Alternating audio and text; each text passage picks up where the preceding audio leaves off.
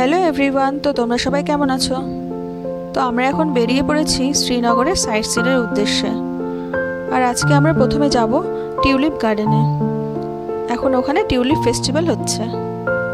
শ্রীনগরের ডাল লেকের অপূর্ব সৌন্দর্য দেখতে দেখতে আমরা এখন পৌঁছে গেলাম টিউলিপ গার্ডেনে। এখানে আমরা টিকিট কেটে নিয়ে লাইনে দাঁড়িয়ে পড়েছি ভেতরে ঢোকার জন্য। তোমরা দেখো কত মানুষ এসেছে এই টিউলিপ ফেস্টিভ্যাল দেখতে। এই টিউলিপ ফেস্টিভ্যাল এই বছর 23শে মার্চ শুরু হয়, আর আমরা এখানে গেছিলাম 17ই এপ্রিল। প্রতি বছর বিভিন্ন জায়গা থেকে মানুষ এই টিউলিপ ফেস্টিভ্যাল দেখতে আসে। অবশেষে আমরা ভিড় ঠেলে ভিতরে প্রবেশ করলাম। যতই ভিড় থাকুক না কেন, যখন ভিতরে ঢুকলাম আর এত সুন্দর টিউলিপ ফুল দেখলাম আর এত রকমের টিউলিপ ফুল দেখলাম, মনটা সত্যি আনন্দে ভরে গেল। কি অসাধারণ লাগছে দেখতে, দেখো। আর তার সাথে পাহাড়ের ভিউটা।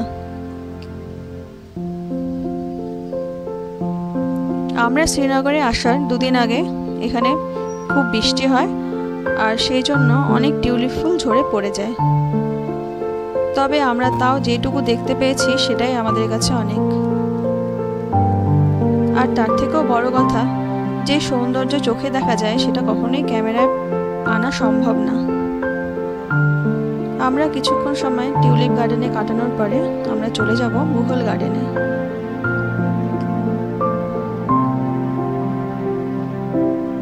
মুঘল গার্ডেনে এসে ভিডিও করা হয়নি, তাই কয়েকটা ছবি এখানে আপলোড করে দিলাম।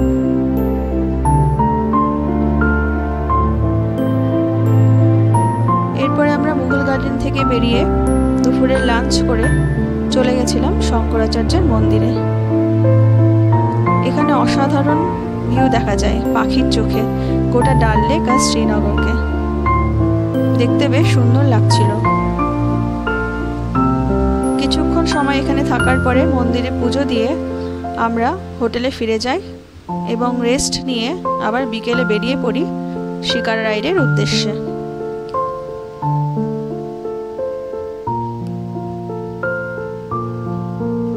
শিকারাতে উঠে বেশ মজাই লাগছিল।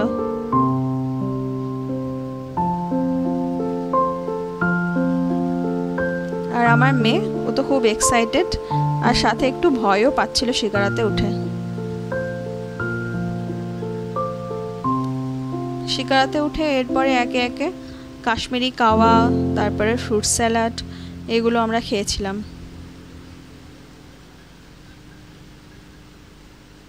খুব সুন্দর একটা সন্ধ্যা কাটালাম আমরা এই ডাল লেকের উপরে শিকারা রাইডে। এরপরে আমরা হোটেলে ফিরে আসি আর রেস্ট নিয়ে আবার বেরিয়ে পড়েছিলাম কিছু কেনাকাটা করার জন্য শ্রীনগরের মার্কেটে। কিছু কেনাকাটা করে আমরা আবার হোটেলে ফিরে আসি। আমরা কালকে শ্রীনগর থেকে বেরিয়ে যাব পেহেলগামের উদ্দেশ্যে। তো তোমরা আমাদের সাথে থেকো, দেখতে পাবে আমরা পেহেলগামে কোথায় কোথায় যাই। আর ততক্ষণের জন্য টাটা।